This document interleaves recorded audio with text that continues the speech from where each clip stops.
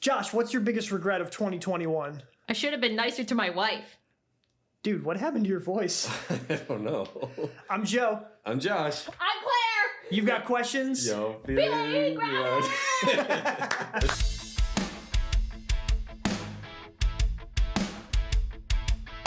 Welcome to Feeling Grounded with your hosts, Josh and Joe. So what we want you all to do right now is subscribe to Feeling Grounded Podcast. Smash that like button. Also, become a patron. On Patreon, Josh and I put exclusive content that we love to put out there. Also, go on Instagram, search up at Feeling Grounded Podcast. That's at Feeling Grounded Podcast. Josh and I genuinely love to put stuff out there, especially the thumbnails. That's kind of my job, and I enjoy every single moment of that. Yeah. So I will call myself out for that. But also, put some questions or comments on our videos and hit that notification bell, whether you are on Spotify, for example, Apple Podcasts, or on YouTube, because it will help the algorithm so you guys can actually show up when we post new videos. You've got questions? You're feeling grounded. Entertainment. Where's the entertainment, guys? Okay, so for this segment, Joe, what are we talking about today? Well, we're going to be talking about settling. Hmm. So I remember years and years ago, you and I were chatting about, like, back when we were living together, about like what it means to settle. It was probably like 12 o'clock in the morning when we were talking about Yeah, this. and I was probably in my underwear. In your room that was like It's 107 a million degrees. degrees in my room, yeah. But what does it mean to settle? Well, it means kind of falling into complacency. Yeah. You know, where you're like no longer striving for something that you're trying to accomplish, but you're kind of like slinking back in your chair and not really achieving. Yeah. That's my understanding. Yeah, like resigning yourself to something that's like not optimal. Right. So yeah. remember a few months ago, I gave the example, what if your goal is to like go to the moon, but you just accept Cleveland, Ohio. That's the place that you're going to live. Right, in our What Do Men Want video Yeah. that they should totally watch. Yeah, so in that instance, like places that you are going to live, maybe the partner that you're going to be with, maybe the job that you want, like if you settle with something that's not really optimal or something that you don't actually want, that's settling. Exactly. Like those big things. Exactly. Kind of missing out on your dreams because you're not willing to go the extra mile, or maybe you've fallen into a place where you're discouraged or whatever it may be. Yeah. Well, I think part of it too is a lot of people struggle to allow themselves to dream. I think a lot of people, if you were to ask them, like, what are your goals? What are your ambitions? What do you dream about? I think people would have a hard time coming up with an answer. So I think just even allowing yourself to like have Giving goals, yourself the time to dream. yeah, exactly. And I think that's also why people are complacent, because, you know, they don't even know what they should be striving for and that they can strive for something. That's very true. It's kind of just like a lack of direction that triggers someone to kind of fall backwards into their chair. Yeah. Kind of let life hit them. Let life hit them as opposed to achieving for something, because they might not even know what it is they're achieving for. You know? Yeah, they kind of live life on autopilot. Mhm. So in life, like we have like these big or little things that like we could technically settle for, but you have like your big objectives. Say that you want to be like an astrophysicist or something like that, but you see that it's way too hard. So you just settle on being like the manager of like a Pizza Hut or something like that. Right. That's insane. Right. But in the little things, like say you guys are husband and wife. So say that you guys are arguing about like what movie you guys want to watch. That's a little thing. So that whoever like kind of yields, or who like takes like the more like front seat approach of this one, or the back seat of this one, this is more compromising. So there's a difference between settling and compromising. Compromising are just like settling for Some kind of an equal quality. Like compromising like in the little byways in order to get to your objective, that's not settling. Right. No, exactly. Very true. So for me, I guess like a concrete example, like when I was single, I hadn't met Josh yet, I had actually written down like what I'm looking for in a husband. Right. And like some of them were important and some of them were like really silly, but I just like allowed myself to just like really imagine what it would be like. And it was like important things like faith, and then there was like, oh, he likes The Office and the Yankees, and like, Yeah. and then like years later after I met Josh, I was like able to go back and like he like checked off all of the boxes. I was like, it was like insane. So I think there's something to be said about just like I said before, like kind of allowing yourself to Mhm, dream and like writing them down to like make them more concrete, because you'd be surprised how much actually comes to fruition if you like at least think about it. Absolutely. Mhm. Yeah, it's better to be alone than in like bad company or something that you do technically settle for, which is Yes. what we're talking about. Right, exactly. Yeah, and I feel like that's a huge, really important thing to not settle in the area of your relationships. Mhm. Because if someone is hurting you or if something's not ideal, just because it may be comfortable doesn't, you shouldn't just be okay with mediocrity. You should always be seeking what you truly desire and what's best for you Mhm. as a person, whether it is your job, your employment, or obviously like relationships. Mhm. I feel like that relationships is a big area where people settle. And I think oftentimes people don't realize like the magnitude of that, and the reality of like the person that you're with has such an amazing, incredibly impactful experience on you. And that there really is someone out there that can, Yeah. meet those expectations. Meet those expectations as opposed to like going down, like lowering your standards just because you're too scared to Of make being the leap alone, or yeah. whatever it is. Yeah. And that's not to say the other person is perfect. Like, it's false to say that like Josh completes me. Like, Right. that's not true. It's like that. Yeah, that's not Office, realistic. Like, you complete me. That's like not, that doesn't actually exist. Yeah, so, exactly. but so there's you have to kind of, I guess, when you fall in love with the person, just like also fall in love with like their imperfections in a way that like makes you a better person and not less of a person. I think that's the goal. Right. Does yeah. that make sense? Yeah. Because like Yeah. people like there's certain things that you shouldn't put up with in a relationship, and there are some things that you can put up with in a relationship. Yeah, no, exactly. Like, abuse over like leaves toothpaste on the sink, like or Yes. whatever it is.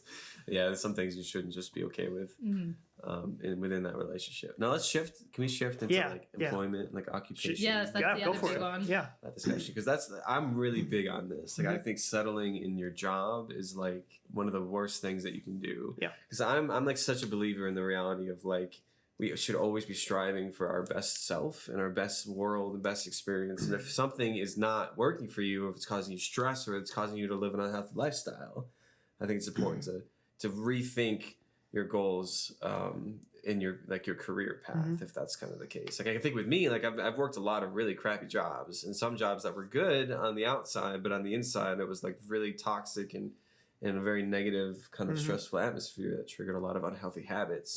And so eventually I looked at that lifestyle and said, you know what, I'm not striving for the best that I can be, so I need to make a decision and a leap of faith. And sure, there's risk involved with quitting. But I think in the end, it's worth it to try to seek what you desire, your dreams, and to have those mountaintop experiences and values that you're trying to strive for. Yeah. And you like actually can achieve some level of Yeah. happiness at your job. And it's not to say that like Yeah. you have to be like jumping out of bed every single day. But like for me, I had one really bad job, and the job I have now is much, much better. And Josh was the one that encouraged me to leave that first job and try the second one. And it's amazing. And it's not to say that like if you're in a spot that you're not happy with, that doesn't mean you're in the wrong place. Like I always believe that like every step of your life journey is purposeful and meaningful, especially if you're like seeking the good and seeking truth. Yeah. But like, where was I going with this? Well, like, so it took me to have a really bad job to like appreciate the job I have now. Yeah. Like, I didn't realize how bad it was.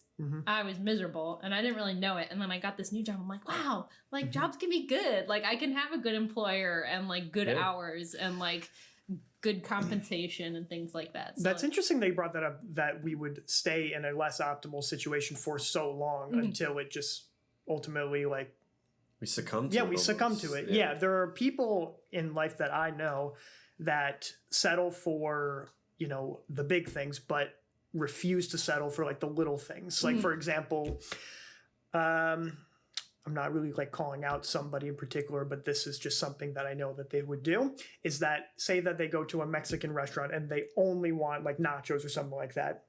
and the restaurant says, "Oh, sorry, we're all out," you would have to compromise or settle. Like any person with the slightest bit of common sense would say, "Okay, I will get the fish or whatever you offer, whatever they are offering," but you wouldn't just like go to a different place that has nachos like down the road. Like you're already where you are. Right. But people settle in, you know, at their same job like for 40 some odd years just because they're afraid of the leap. Because they're afraid of the plunge. They think that if I quit, that means I'm going to fail and my life will be ruined. When in the reality, I think oftentimes that's just not the case. Like we a lot of people are so afraid of risk and of change that they're willing to just ruin their existence and to live a life of unhappiness just because of that fear. And I think someone like me, like I don't have that fear, and which is such a grace, because I'm willing to like make the leap if I need to seek what is best for me and for my life. And I'm the opposite. I'm Right. terrified of change. So like he's really helped me to like see the benefit and also just know that like if you try something, like you're never going to be left hung out to dry. Like trying something might be worth it for just the sake of trying it. And nothing really is ever permanent unless you make it that way. Right. Yeah, exactly. So And with a little bit of introspection, I think that if we stay in those bad situations that we are technically settling for, we will spend the rest of our life regretting it. With compromises, we won't spend the rest of our life regretting it because it's, for example, that was dinner, or that was one example. That was a movie, for example. Yeah, like that doesn't hurt you, like in the grand scheme yeah, of it's things. just like a moment. Yeah. But you compromise because it helps out relationships with other people and all the byways, like in trying to get to your big things, your big goals that you shouldn't be settling on. Right. No, exactly. But because I think that's one thing, because people are willing to just let their life kind of happen to them, like you kind of mentioned already. And I think that can be a scary thing because, like further down the road, when maybe they're older or God forbid, if they're on the deathbed and they have regrets because of that, like you don't want to live that way. Like I truly believe in that concept of like carpe diem, where you want to take each day and just squeeze the most life out of it as you can.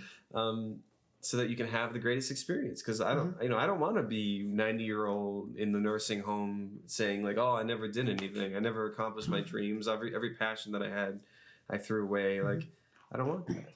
And I think, but too, also, it's important for the perspective of like, what actually does it mean to be successful and to accomplish something? Like for me at the end of my life, I just hope that I was a good mom and like a good wife. And like, yeah, maybe I didn't like bungee jump in Australia, but like I still, if I loved well and had good relationships with others, I think that's also a measure of success, if not more so than like the kind of job you had and things like that. So even if you don't have like a millionaire career, if you were like a small part of a small company, but you did it well and you enjoyed it and you loved it, like that's just as successful. And if you left like a positive mark on that company and the people that you're with, that's the big thing. Because I feel like oftentimes we forget that.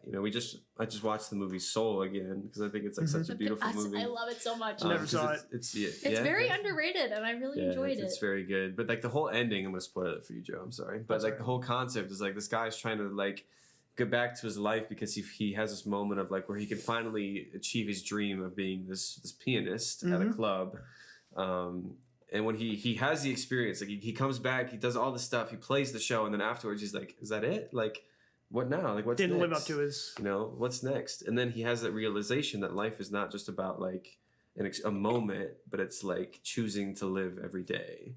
I had an experience just like that in college. Like my freshman year, I signed up for the talent show. They did like Hollywood's Got Talent. Yeah.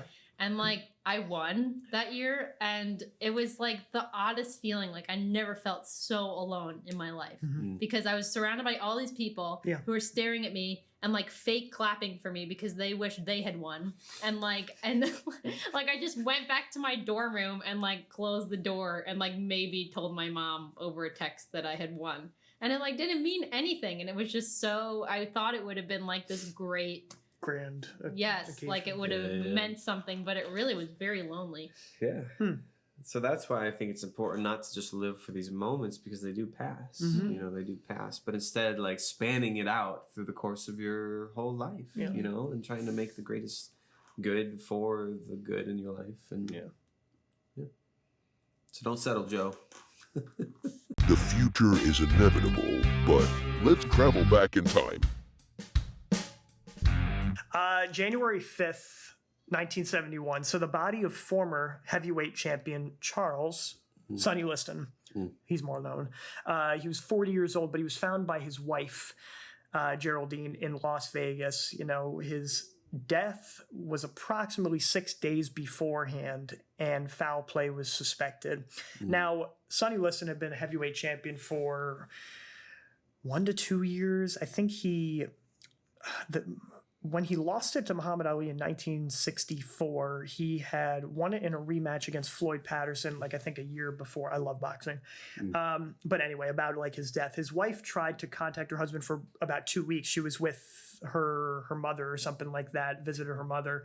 And when she arrived at the scene, because he didn't answer his calls at all, the doors were unlocked.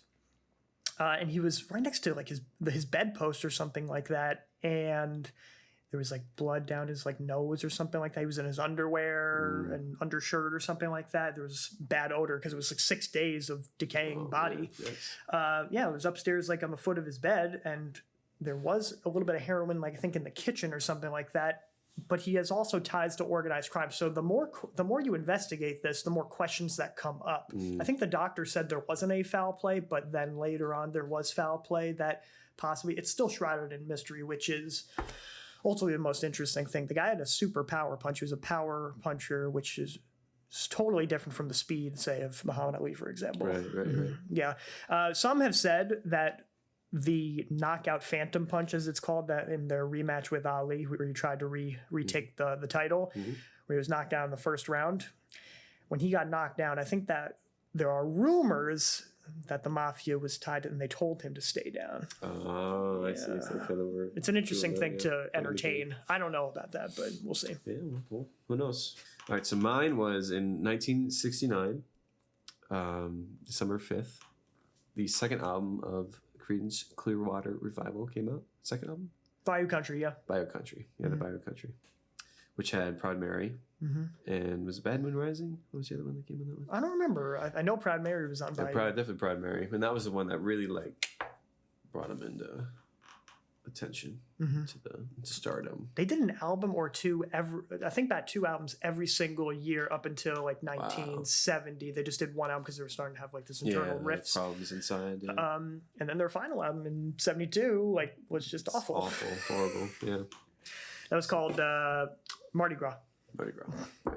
Yeah, which was where other people wrote songs and not John Fogerty. Which was a mistake. Listen to that or don't listen to that because you might be wasting your time, but it's also hilarious. Yeah. It's just like the bassist who's a terrible singer. So much Stu. reverb. Yeah, so much. Yeah, it's just rough stuff. But okay, yeah, so R.I.P. Bayou Country. R.I.P. Yeah, exactly. It's time for Happy Crappy. Joe. In the flesh. No, it's a hologram. Yeah. You. How you doing, man? I'm great, man. How you doing? Happy New Year. Yeah, Happy New Year. Happy New Year. We're here. We did it. We arrived. We're in person. And it's great. Yeah. Happy to see your face. Yeah, especially with all the in-person changes in this new studio setup. Yeah. Yeah, exactly. That's beautiful. It's been a lot of fun today. So how was your week, man? Did you have a good week? My week was okay. I was Did you have happy good to New be, Year's and all yes, that? I was happy to spend some time with the parents. My crappy kind of deals with my family weren't able to come to my place because of just like sickness and stuff like that for some family members. So I ended up like traveling to see the non-sick family members. So that was like the tough part on New Year's Day. But New Year's Eve was fantastic. That's my happy because when I was watching the ball drop, I was setting up like a whole new like TV stand, just doing like some construction work right there and just keeping myself busy until 12 a.m. Oh, that's great, man. That's great. Yeah. Yeah, I had an awesome time. I had my wife's sisters over and we just partied. We had a lot of fun. We had a lot of good food and played a bunch of games and. Did the kids stay up until 12? No, they didn't. Good. Yeah, we put them down. But yeah, and then I told you earlier, but we did the portal scene in Endgame, and right at midnight we like figured out how long it would take, and then we started this video so that at midnight it would be Captain America saying "Assemble, Avengers Assemble," and it was the most intense thing. And I just know this year's gonna be awesome because of that moment. So, Yeah. So that was my happy. They reversed the snap for you. Yeah, exactly. Beautiful. And then the Krabby, my kids were sick again, but it wasn't the sick that you. It think. wasn't the unspecified virus of unknown origin. Yeah, no, it was just RSV, which is probably actually worse than. But yeah, so there's a lot of coughing and sleepless nights, but they're all fine now. Yeah. I have a little bit congestion in my nose, because I got a little bit of it, but I feel 1,000 times better. Good. And we're ready for the new year. Things are good. We got a lot of goals. Oh my gosh, I have a lot of goals. This year's gonna be great, Joe. Yeah. I'm really excited for this year. I'm excited for where Feeling Grounded is gonna become. I'm excited where the studio is gonna become. Where my physique is going to become. You look like a whole new man. Yeah. So let's just talk about Exodus 90. Yeah. We're gonna start this thing soon. Now, technically, I already started it. Same. Did you already kind of Yep. start? So, what we're gonna do for listeners is we're gonna kind of document this as we go about. I thought it would be fun to just talk about it, but it's basically it's an ascetical program to teach you like discipline in your life, and it's pretty intense. Breaking bad habits. Yeah, it's breaking bad habits. So with like technology and food and exercise and stuff like that.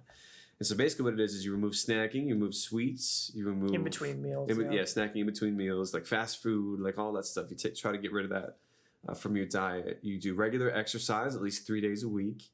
You take shorter... You're supposed to take cold showers, but I'm not really willing to take Yeah, cold I'm showers. modifying that too. It's just going to be short 5-minute hot shower. Yeah, so we're going to do short showers. Let's see what else it is. So it's like prayer time and some reading. It's giving up also Like a lot of technology. secular music that doesn't Yeah. really help you grow close to God. We're Christian. If that's not really your deal, like you can modify that to your liking. Yeah, so if you want to try something like this too, like it's just an incredible practice for men. There is a female version too that they're coming out with. If you want to do this, but then also the big thing too is technology. So Yeah. the idea is like you want to limit your TV, your video games, like movies, shows, your phone time, your computer time to basically non-existent other than work, which means a lot of reading and exercise and eating healthier. And I'm excited. I about it. primarily use the technology right now for feeling grounded and one or two other things, but TV is it's going to be non-existent for right, these right. 90 days. I think just the hardest thing is gonna be like YouTube videos. Yeah, YouTube Like, just, videos. like, Yeah, laying that's back and something watching that stuff. yeah, that's something had been a terrible vice for me Right. in 2021. Me too, definitely. Yeah. And so it'd be nice to see how that affects. So my big thing is getting that dopamine back. Like I don't want to like the dopamine triggers from using social media and YouTube and all that stuff. And I want to see what happens if I can kind of cleanse myself and see, like get dopamine triggers from more basic things like exercising and reading books. And I'm really hoping to see some nice changes in my life as a result. So Excellent. I'm looking forward to this. Yes, the idea, if you want to start with us, the technical start day is January 17th to end on Easter Sunday. Yeah. But let's just do it. I think it's so important to strive for your best. I and to agree. never It'll be a settle. really great start for your year, especially if you have certain resolutions that you want to focus on and trying to get rid of these other things that'll, suck up your time. Yeah, exactly. So let's do it, man. Let's do it. So what we want you all to do right now is subscribe to Feeling Grounded Podcast. Smash that like button. Also, become a patron. On Patreon, Josh and I put exclusive content that we love to put out there. Also, go on Instagram, search up @FeelingGrounded Podcast. That's @FeelingGrounded Podcast. Josh and I genuinely love to put stuff out there, especially the thumbnails. That's kind of my job, and I enjoy every single moment of that. Yeah. So I will call myself out for that. But also, put some questions or comments on our videos and hit that notification bell whether you are on Spotify, for example, Apple Podcasts, or on YouTube, because it will help the algorithm so you guys can actually show up when we post new videos. You've got questions? You're feeling grounded.